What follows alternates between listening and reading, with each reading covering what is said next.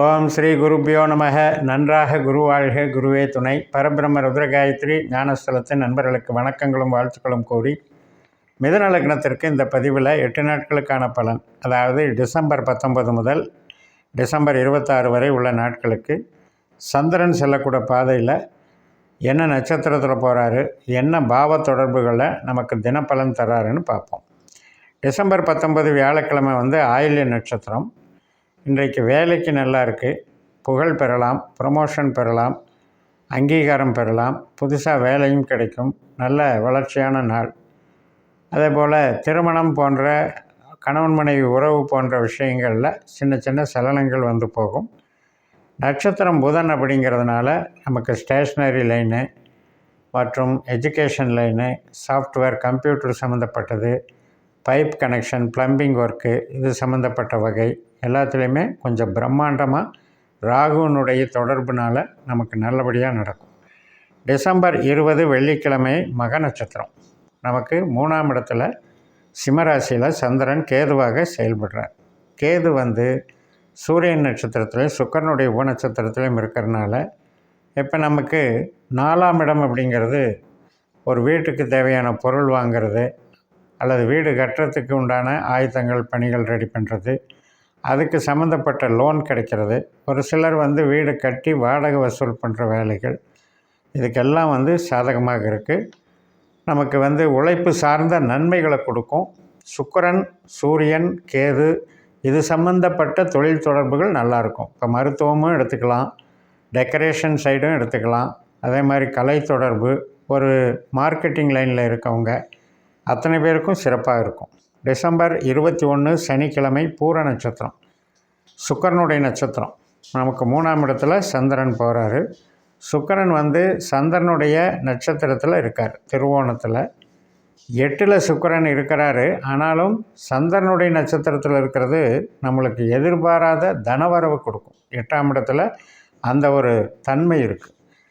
அப்போ ஏதோ ஒரு வகையில் இன்றைக்கி எதிர்பாராமல் நமக்கு பொருள் வரவுகள், எதிர்பாராத ஒரு பொருட்களின் சேர்க்கை மற்றும் நமக்கு தொழில் பலத்தையும் கொடுக்கும். பட் நம்மளாக பண்ணும்போது, நம்மளாக ஒரு முடிவு எடுக்கும்போது புதிய முடிவுகளை இன்றைக்கி தவிர்த்துடணும்.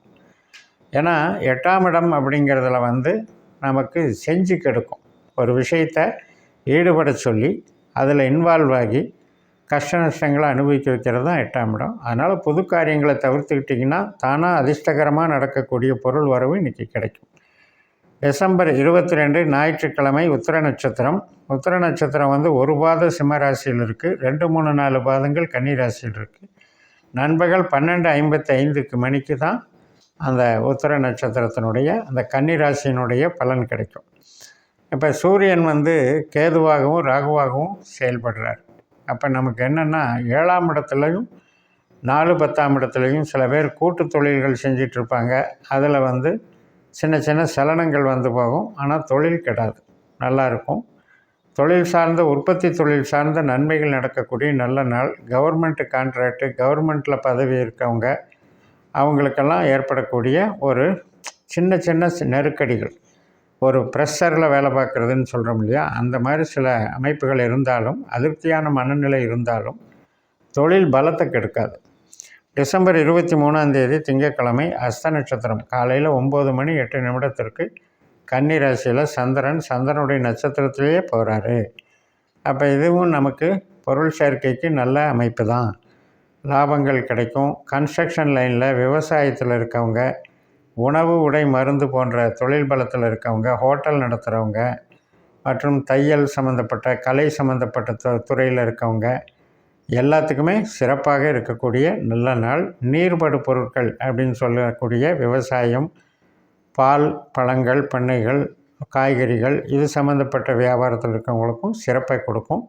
லேடிஸ்க்கும் ஒரு நல்ல நாளாக இருக்கும். தாய்மார்கள் சம்மந்தப்பட்ட ஒரு பாசம், நேசம், பகிர்வு இதெல்லாம் சிறப்பாக இருக்கும். அவங்களுடைய இருப்பிடம் சார்ந்த நன்மைகள், இப்போ அம்மா மகளுக்கு இடம் கொடுக்குறாங்க, வீடு கட்டி கொடுக்குறாங்க, இந்த மாதிரியான நன்மைகள் தாயார் மூலமாக வரக்கூடிய ஆதாயங்களையும் இன்றைக்கி குறிக்குது. டிசம்பர் 24ஆம் தேதி செவ்வாய்க்கிழமை அஸ்த நட்சத்திரம் நண்பகல் 12:16 வரைக்கும் இருக்குது. அதுக்கப்புறம் சித்திரை நட்சத்திரம் ஆரம்பிக்குது. முதல் 2 பாதங்கள் கன்னிராசியில் இருக்கிறனால இன்றைய நாள் இந்த செவ்வாய்க்கிழமையில் செவ்வாயினுடைய நட்சத்திரமே, செவ்வாய் கிரகமே நமக்கு பயன்பாட்டுக்கு வருது. செவ்வாய் வந்து 2ஆம் இடத்துல சனி நட்சத்திரத்தில் இருந்தும் சுக்கிரனுடைய உபநட்சத்திரத்திலையும் இருக்கிறதுனால பொருள் வரவுக்கு நல்லா இருக்கும். கொடுக்கல் வாங்கல் சிறப்பாக இருக்கும். Interior decoration, real estate, building industries, hardwares, electronics இது சம்மந்தப்பட்ட அமைப்புகளெல்லாம் நல்லாயிருக்கும். சில பேருக்கு மருத்துவத்தில், ஹாஸ்பிட்டாலிட்டியில் இதுலேயும் நல்லாயிருக்கும். செவ்வாயை பொறுத்த வரைக்கும் காவல்துறை மற்றும் இராணுவம், செக்யூரிட்டி சம்மந்தப்பட்ட வேலைகளில் இருக்கவங்க இவங்களுக்கெல்லாம் சிறப்பை கொடுக்கக்கூடிய நல்ல நாள். பல் மருத்துவத்துக்கும் சிறப்பாக இருக்கும்.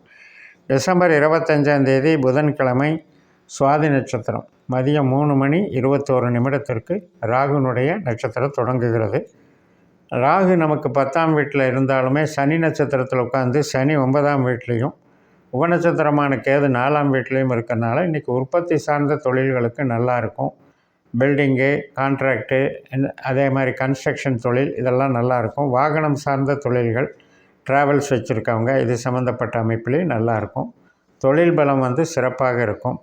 அதே மாதிரி நமக்கு வந்து வெளிநாட்டு தொடர்புகள் சார்ந்த தொழில்கள், எக்ஸ்போர்ட் இம்போர்ட் பண்ணுறவங்க அது சார்ந்த நன்மைகளையும் நல்லா கொடுக்கும். டிசம்பர் 26 வியாழக்கிழமை மாலை வந்து 6:08 வரைக்கும் நமக்கு அந்த சுவாதி நட்சத்திரம் இருக்குது. அதுக்கப்புறம் விசாக நட்சத்திரம் தொடங்குகிறது. நம்முடைய லக்னத்திற்கு 5ஆம் இடத்துல நமக்கு சந்திரன் போகிறாரு குருவுடைய நட்சத்திரத்தில். குரு நமக்கு 12ஆம் இடத்துல சந்திரனுடைய நட்சத்திரத்தில் பரிவர்த்தனை வாங்கிக்கிறாங்க. ஆனால் இந்த பரிவர்த்தனை வந்து 5ஆம் இடத்துக்கு நல்லதல்ல. 5ஆம் இடம் என்பது நம்மளுடைய இயல்பான மகிழ்ச்சி, நம்மளுடைய கலை தொடர்புகள் மற்றும் குழந்தைகள். ஸோ இது சார்ந்த வகையில் நமக்கு விரயங்களையோ டென்ஷன்களையோ அவங்களுக்கு ஏற்படக்கூடிய சில பிரச்சனைகளையோ குறிகாட்டுவதனால அந்த உறவுகள் சார்ந்த விஷயத்தில் கொஞ்சம் கேர் எடுத்துக்கணும். குரு வந்து புதனாகவும் இன்றைக்கி செயல்படுது. புதன் நமக்கு 6ஆம் இடத்துல இருக்கிறதுனால வெளிநாட்டில் வேலை பார்க்குறவங்களுக்கு ஒரு சில எக்ஸ்ட்ரா பணிகள் அல்லது வேறு புது வேலைக்கு ஜாயின் பண்ணுறது இது மாதிரி நன்மைகளும் கொடுக்கும். சில பேருக்கு கடன் சார்ந்த வகையில் கடன் கிடைக்கும். ஒரு கடன் அடைக்கிறதுக்கு இன்னொரு இடத்துல கடன் வாங்குறதும் நடக்கும். ட்ரீட்மெண்ட்டு சில பேருக்கு போகிறதும் இருக்குது. சுகர் சம்மந்தப்பட்டது, ப்ரெஷர் சம்மந்தப்பட்டதில் ட்ரீட்மெண்ட் சில பேருக்கு போகிறதையும் பார்க்கலாம்.